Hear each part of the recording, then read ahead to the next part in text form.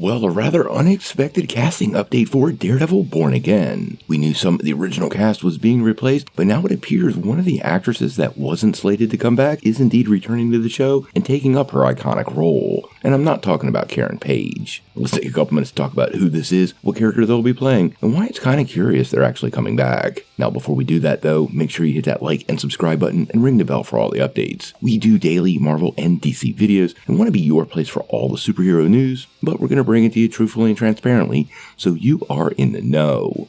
Well, as many of you remember, Daredevil Born Again underwent a massive creative overhaul during the strikes and basically rebranded the upcoming Disney revival as a season 4 of the original Netflix series. So far, we've seen the return of Karen Page and Foggy Nelson. We even have set pictures. But now it appears we've got a little bit of an update, and honestly, I love this news. Now, a couple months back, we got word that Better Call Saul and Mr. Robot actress Sandra Holt had been cast as Vanessa Fisk. And this caught a lot of fans off guard because they were wondering what happened with the original actress. In the original Daredevil series, it was played by Eilert Zerrer, and quite honestly, she made a perfect Vanessa Fisk, had a sinister side to her, and was an integral part of the show. Now, after this casting news dropped, Zaire actually posted to social media, "Sad or not, take part, but I always be Vincent D'Onofrio's biggest fan." And that leads us to earlier today.